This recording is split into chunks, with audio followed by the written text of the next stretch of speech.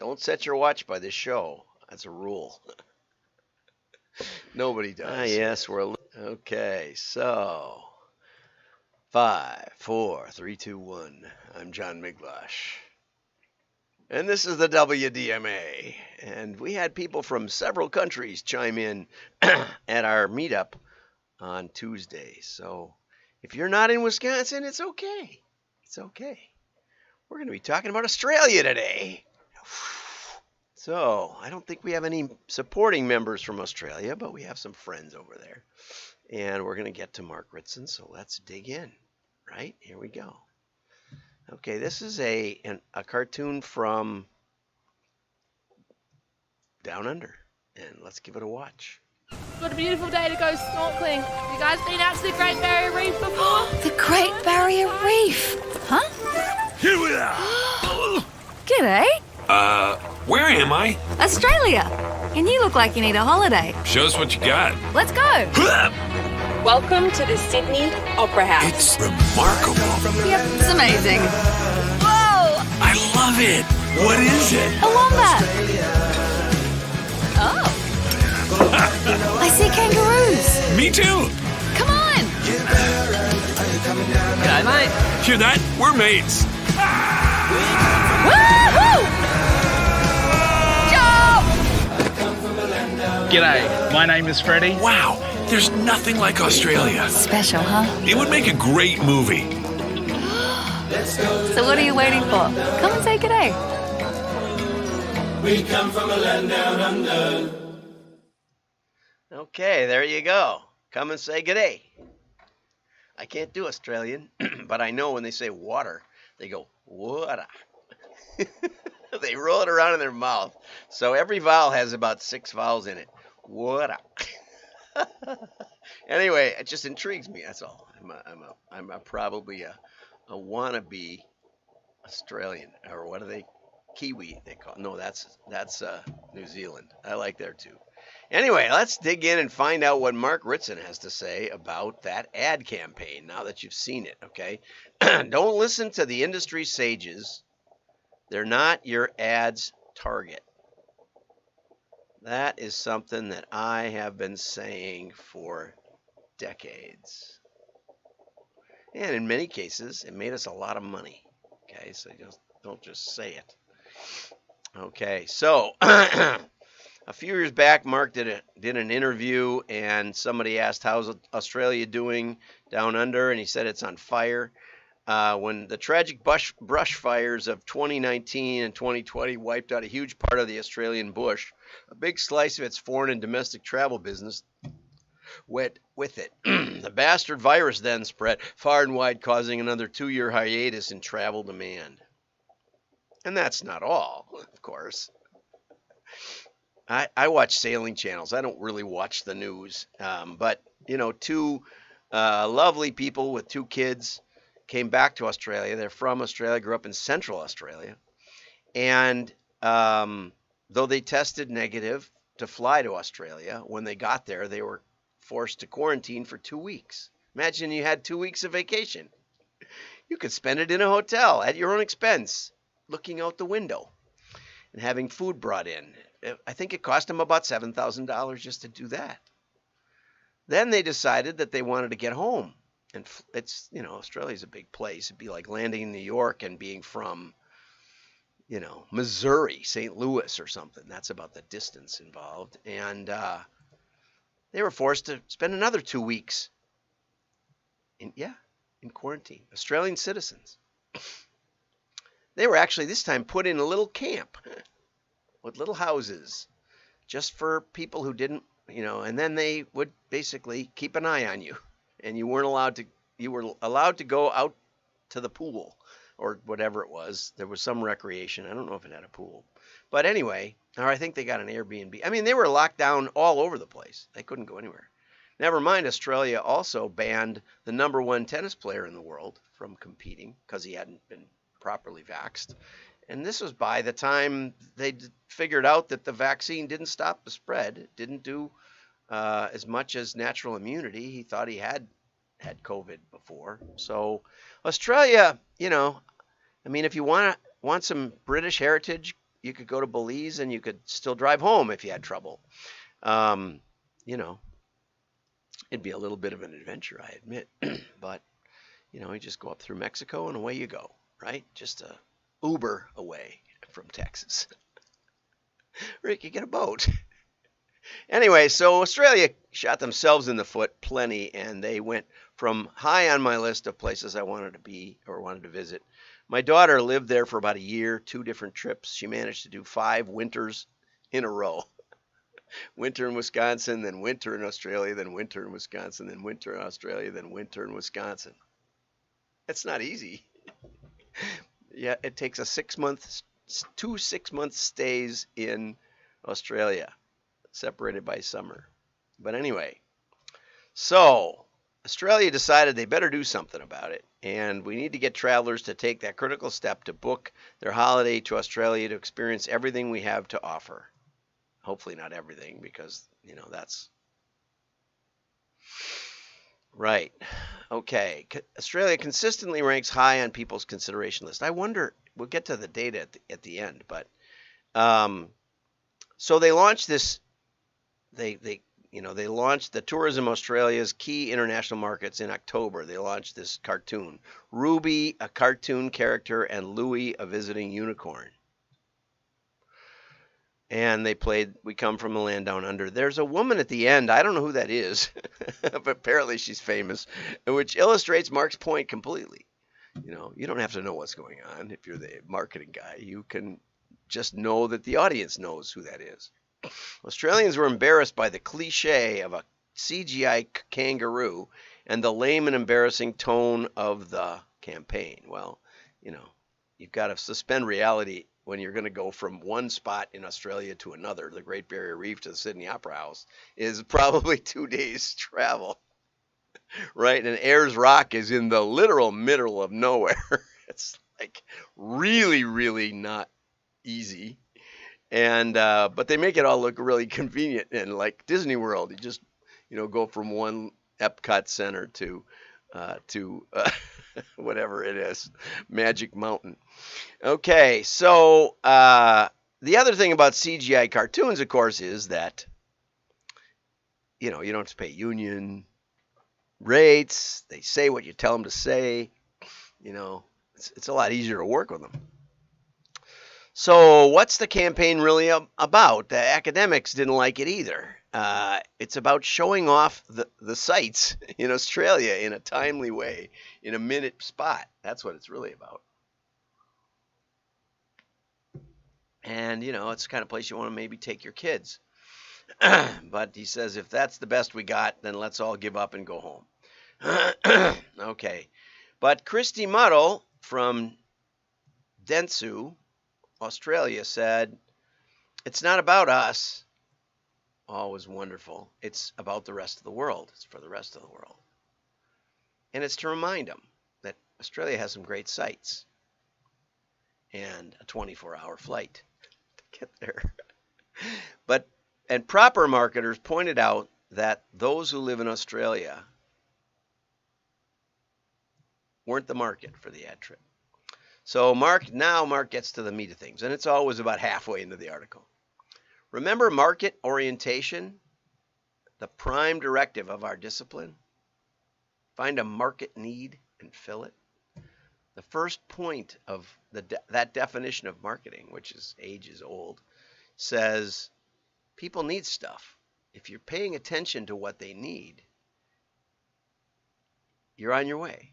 It's a good start. Everything we think about a product isn't just potentially wrong, it's probably massively biased. We're the prime agents for the product. We're not the target. We're not the consumer.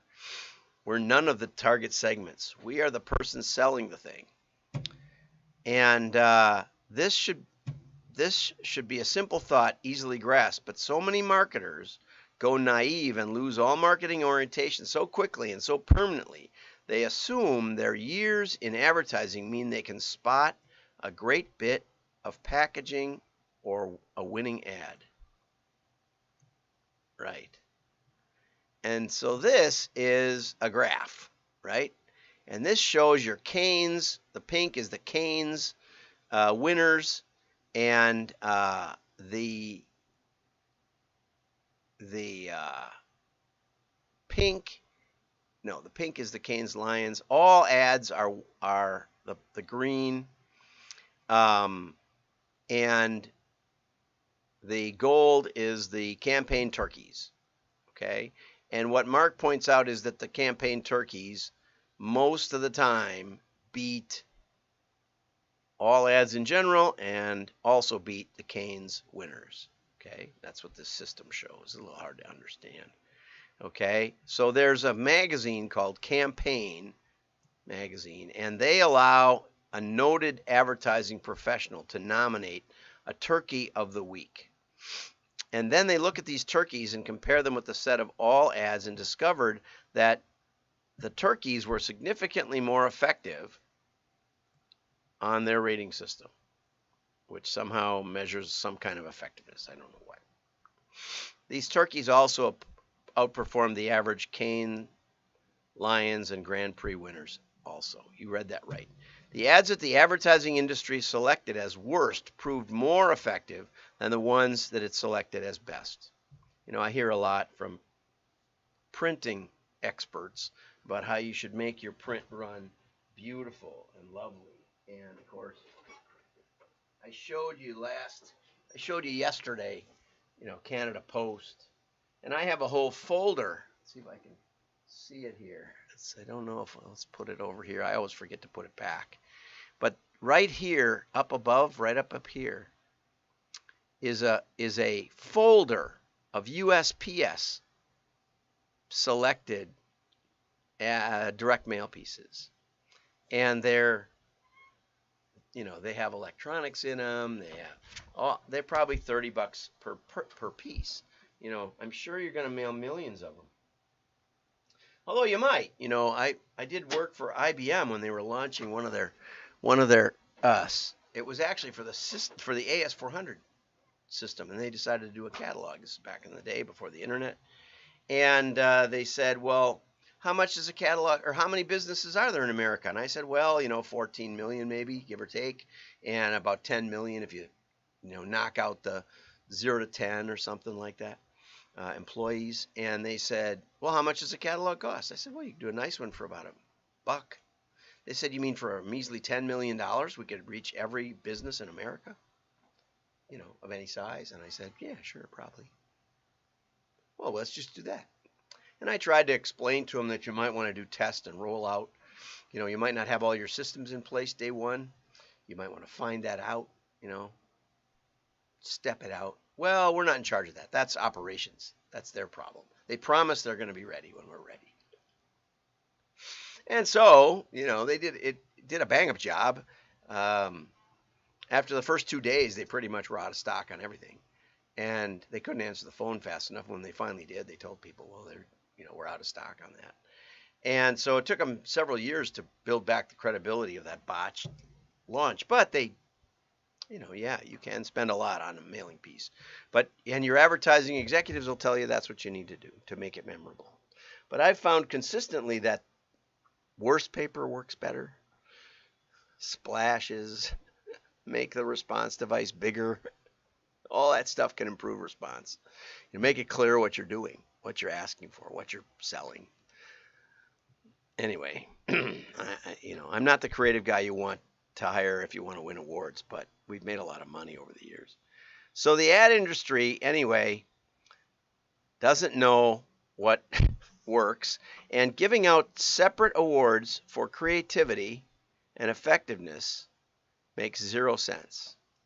So 2022, this time of year, I was one of the judges for the International Echo Awards for direct marketing, what used to be the Direct Marketing Association. And I guess I did it in. I put an end to it accidentally. I didn't mean to. I tried to be very cooperative, right? But they decided after 82 years or something that they didn't need to connect creativity and effectiveness, which was the distinctive of the Echo Awards, that it connected the two dots together. And that is kind of the heartbeat of direct marketing. So when we call ourselves the WDMA, Direct Marketing Association, what we're talking about is connecting creativity and effectiveness. How can we use our creativity to be more effective? And by more effective, we mean sales per piece, profit per piece, mainly. That's what we work in. And you can find all kinds of modelers that work on clicks or work on return on ad spend, but we work on profitability, EBITDA. We take out the cost of order processing, we take out the cost of goods, we take out the cost of the advertising, and we find out what you're really making, what the CFO can take to the bank at the end of the day. The former, creativity, feeds into the latter, and the latter is all that ultimately matters. So, good for you. Okay, so how do we avoid this? Marketers need to avoid sniffing in their own armpits. When you spend 8 hours a day fixated on your brand, browsing industry websites, and hanging around with other equally addled people for a decade or more, you don't become an industry expert. You become a professional idiot. How many idiots are working for you? Would you like to know? I wrote to a COO, a fractional COO, and I said, if you suspect your marketing people are idiots, give me a call. We can help you find out. I've done that job over and over and over. And, you know, they're all nice people. I'm not saying that they're evil. They just, most of them don't have any training. They don't even know about what cost of goods is, especially the digital people. You make all the wrong calls. You pull campaigns long before they've had a chance to be effective. You grow tired of distinctive assets when the target market is only starting to grow accustomed to them. You focus on your brand purpose and ignore basic product performance. You lose because you forgot your founding principle. Thou art not the consumer. We had a great time talking about this in the meetup. You know, force your marketing people to come to the meetup. Marketing orientation, meaning listening to the customer, is the first step. And then gathering data. And what that means is testing. Testing. And so Sarah Fletcher and I were talking about, you know, the first thing I say to somebody when they have some idea that they think might help their marketing is, well, how can we test it? You know, we talked about that case study earlier this week, I think, or late last week about the Lovesac campaign where Patrick, the VP of marketing, said, you know, I think our main problem is people don't know who we are. So we should be, you know, doing broadcast media, we shouldn't be wasting money mailing to our customers who have already bought from us and know our product. I said, well, you might be right. That's a pretty good point. That's probably one of the better questions I've ever been asked is, does that make any sense? And I said, we can test it. He said, you could? And I said, yeah. We'll just mail most of them, but not mail all of them, and see the difference. And we found at first, with a tight match, we found a 300% return on investment, EBITDA, and with a looser match, because we noticed there was a lot of addresses that were very, very, very similar to the people we mailed, like next door neighbors. And so we loosened it up a bit, and then we had a 900%. And what we found was that the customers were our advocates. If we gave them something to hand out, they would hand it to their neighbor when they came over for coffee. And they said, where'd you get this couch? Oh, here, look, right in here. And we got more money from those people than we did from the customers. So Patrick was mostly right. But the customers were doing things that we didn't expect. And it was really profitable. And it grew the company like crazy. The only way to be sure is to check with the market, and that's what direct marketing is about beyond anything else. Okay, we know how to test in the marketplace. It's great that Tourism Australia did a lot of testing, and here comes that. Okay, Tourism Australia tested, tested. Okay, but it's all in laboratory situations. In direct marketing, we figure out how to do the testing in the real world. And so it's one notch better. It's difficult in TV, but it is possible to do it with test markets and with some other things. First, that their advertising was going to be well liked by the target. Second, that it was going to actually drive outstanding demand over the long term, and it was going to be exceptionally successful. And here's some of the results. U.S. exceptional, UK exceptional, Singapore exceptional, South Korea really exceptional, 5.9 on a scale of 6, I guess. Japan also 5.9 exceptional. So the only one that didn't work was France, because the French know that they have the best of all possible worlds. I'm trying to think of the philosopher that was, but I read Candide, and I think that might be set initially in France. It's a wonderful book. I highly recommend it. Anyway, the campaign has had double-digit impact across key markets. Consideration for Australia as a vacation destination in the next 4 years jumped from an average of 25% to 37%. And the intention to visit, which again, this is the foo-foo stuff they have to measure, went from 14 to 27%, like 100% improvement after seeing the ads. Come Say Good Day is a fantastic bit of advertising, not because Mark thinks so, but because the target market thinks it's good, and because it achieved the objective designed to deliver.